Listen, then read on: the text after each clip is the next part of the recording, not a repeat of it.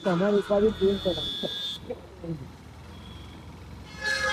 Hello guys, welcome back to another blog. તો guys, મારું નામ છે તુષાર મકવાણા અને હું છું એકદમ જલસામાં. તો ગાઈઝ, અત્યારે બ્લોગ બનાવી રહ્યો છું. હું જઉં છું બરોડા બાઇક રાઈડ કરવા માટે. એટલે બરોડા એટલે બહુ નાની વસ્તુ કહેવાય. વાસદથી બરોડા તો રેગ્યુલર બધા જોબ ને એ બધું માટે જતા જ હોય છે. તો હું અત્યારે જઉં છું સ્પેશિયલ છોલે કુલચે ખાવા માટે. ગર્લફ્રેન્ડનો મેસેજ આવ્યો છે કે તું આય, આપણે છોલે કુલચે ખાઈએ. અને હું અત્યારે એકદમ ફ્રી છું, ઘરે બેસી રહ્યો છું. તો મેં કીધું એક વ્લોગ પણ બનાવી લઉં એન્ડ છોલે કુલચે બી ખાઈ આવું. હું વાસદથી નીકળીને બરોડા પહોંચી ગયો છું, ચકલી સર્કલ.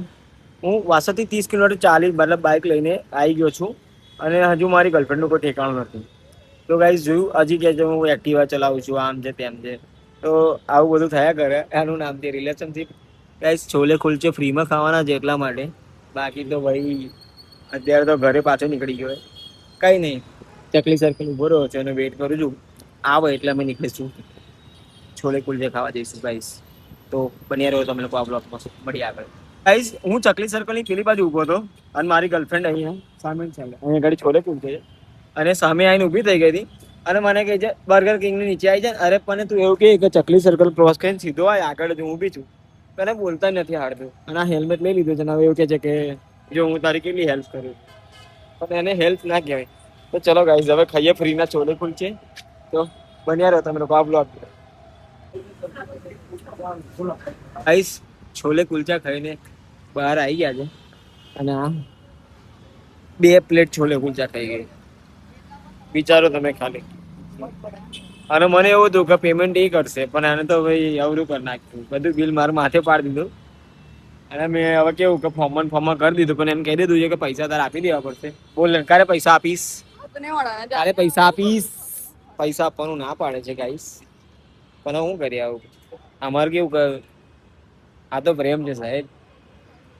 પણ મારે એની જોડેથી છે ને નાઇકના શૂઝ લેવાના છે અને રોયલ એનફિલ્ડનું જેકેટ લેવાનું છે, કેમ કે હું હવે નવું બાઇક લઉં છું રોયલ એનફિલ્ડમાંથી. તો જેકેટ તો એ જ લઈ આપશે. લઈ આપીશ કે નહીં લઈ આપીશ? સપના જોવાના આટલા બધા જેકેટ મને જોઈએ બરાબર છે અને એક હેલ્મેટ લઈ આપજે. આ મારું થોડું જૂનું થઈ ગયું છે તો નવું લઈ આપજે. 10,000નું જ લેવાનું છે, બહુ વધારે નહીં. ક્યારે લઈ આપીશ? આ સેલરીથી લઈ આપીશ. બાઇક આવ્યા પછી. ઓકે, તો માની ગઈ છે. તો ખાલી એક પ્લેટ 120ની છોલે કુલચામાં ભાઈ 10,000 માટે રેડી થઈ ગઈ છે કે હું હેલ્મેટ તને લઈ દઈશ.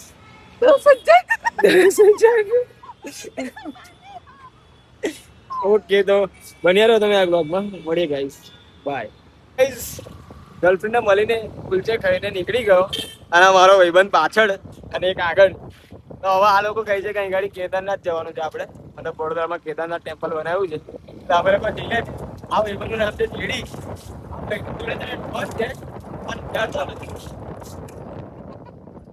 ખાલી હસી કાઢે છે અને ડ્રોન એકવાર ઉડાડ્યું હતું, પણ ઉડાડતા ઉડાડતા છે ને ડ્રોન એનું થોડું એક્સિડન્ટ થઈ ગયો. ડ્રોનનો ક્રેશ.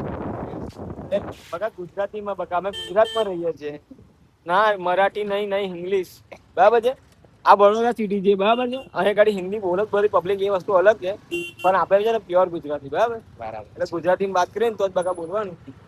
બધા આ ઇંગ્લિશમાં બોલે સમજા દે ને.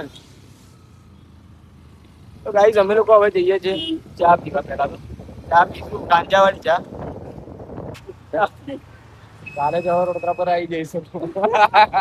ચા પી અને પછી ટેમ્પલ. તો બન્યા લોકો તમે લોકો આ બ્લોગમાં, મળીએ આગળ. તો ચા લઈ લીધી છે અને આ ચા ની અંદર છે ને આદુ ને પુદીના નાખ્યો છે, બરાબર. એટલે આ ભાઈ અને આ ભાઈ એવું કે આ ગાંજાવાળી ચા છે, પણ હકીકતમાં છે ને કંઈક બીજું જ હતું. અમારા આ ભાઈને ખાસ આ સવારે જ્યારે મળે ને ત્યારે કે હે ગાંજાવાળી ચા પીવા. એટલે એવું ના હોય ભાઈ, એને પુદીનો કહેવાય અને આદુ નાખેલું હોય એટલે અદરક. અદરક ને આદુ કીધું એને ગુજરાતીમાં. ગુજરાતીમાં વાત કરવાની બકા. આ ભાઈ ઇંગ્લિશ બહુ બોલે છે. બરોડાની ચા છે, જેવી તેવી ચા નહીં. હવે અમારા આ ભાઈ છે ને, તમને ખબર આ બિઝનેસમેન છે. એનું પોતાનું મતલબ સ્ટુડિયો નથી, પણ ઓર્ડર કરે છે એવો. અને પહેલા જ એક ઓર્ડર કર્યો, એમાં 25,000નું પ્રોફિટ થયું અને બીજા ઓર્ડર નતો, ખાલી એમને ડ્રોન ઉડાડ્યું અને ડ્રોન ક્રેશ થઈ ગયું એનું, એટલે પડી ગયું. આપણે ગુજરાતીમાં જ વાત કરવાની. ડ્રોન પડ્યું ને એની હાથે ભાઈ એને 30,000નો ફટકો આવ્યો છે. તો 25,000 રૂપિયા કમાઈને 30,000 કાઢવાના આવ્યા ને તો આ ભાઈ ઓર્ડર લેવાના બંધ કરી દીધા છે અને હવે અમારા જોડે આવીને દઈ ગયો છે ચા પીવા માટે. બેઠા છે ભૈયા, શું કેવું માં ભાઈ? બેરોજગાર થઈ ગયા તો છે. તમે બેરોજગાર નું મોઢું જો, પાછું કપડા જો, ખાલી ઇસ્ત્રી ટાઈટ જ ભરે અને અમે લોકો એવું થઈ ગયું છે. 35 लाख का तो इन्वेस्टमेंट है, 36 लाख का लॉस है. કેસે ભૈયા કેસે રહેતે હો આપ? તમને ખબર છે સવારમાં 11 વાગે ઉઠવાનું, 12 વાગે ચા પીવાની, એકદમ જલસાનું. એટલે કેવું ખબર તમને, હું ખાલી કહું છું ને વ્લોગમાં કે આપણે જલસામાં, પણ જલસા તો આ ભાઈને જ છે. અને જો ખાલી એના મોઢેથી કઈ બોલશે નહીં, બે શબ્દ તો કહો તમારા મોઢેથી કઈ. વડીલ તમે કહી રહ્યા છો તો હવે અમારે શું જરૂર છે બોલવાની? તો ભાઈથી કઈ બોલાતું નહીં, કેમ કે કઈથી આપણા બોલાતું. ગ્રુપના સૌથી અમીર માણસ એ છે. ત્યાંથી 10 અમીરી. વાગે ઉઠવાનું, કામ ધંધો કોઈ છે નહીં, શાંતિથી પાછું જમીન સુઈ જવાનું, સાંજે ફરીને ફરી સુઈ જવાનું. તો ગાઈઝ હવે ચા પીને અમે લોકો જઈએ છીએ કેદારનાથ ભાઈને ટેમ્પલ. તમે ખાલી નોકરીનો અનુભવ પૂછો તો હા એ પૂછી જો ભાઈ, નોકરી કરીને તારા લાઈફમાં ડિગ્રી છે ભાઈ જોડે, ડિગ્રી પછી એને નોકરી કરી હતી. તો ગાઈઝ પૂછો તમે એને, ભાઈ નોકરી કરી તો કેટલું એક્સપિરિયન્સ તો કે તારી નોકરીનો. ના ના, હું કહું આ બાજુ ઓન સ્ક્રીન નહીં, ઓન સ્ક્રીન ના વાંચો. ઓન સ્ક્રીન તો બોલો બોલો મારો ભાઈ. તો એને તો ભાઈએ એક મિનિટ ચા મૂકી દઉં હું સાઈડ પર. હા તો ભાઈ એનો ખાસ મિત્ર છે પ્રદીપ, અને પ્રદીપ મારો ખાસ મિત્ર. તો હવે પ્રદીપ કહે છે એની વિશે. ભાઈએ M.Com CA ઇન્ટર કરેલું છે. ભાઈને 1.5 વર્ષ જોબનો અનુભવ છે. 1.5 વર્ષના જોબમાં બી એને 3 કંપની બદલી છે. તો કેટલા મહાન માણસ કહેવાય. જોઈ શકો છો તમે, મહાનતા જોવો ખાલી ભાઈની. જ્યારે અમારી એજના ઉંમરની લોકોનો એક્સપિરિયન્સ 6 વર્ષનો જોબનો છે, ત્યારે એ ભાઈને ખાલી 1.5 વર્ષનો અનુભવ છે. એમાં બી 3 કંપની ચેન્જ. એમાંથી એકમાં જાતિ રિઝાઇન, બેમાંથી કાઢેલા છે ભાઈ. You are fired. You are fire. એટલે ચલા જા એવું કહી દીધું મેં એને.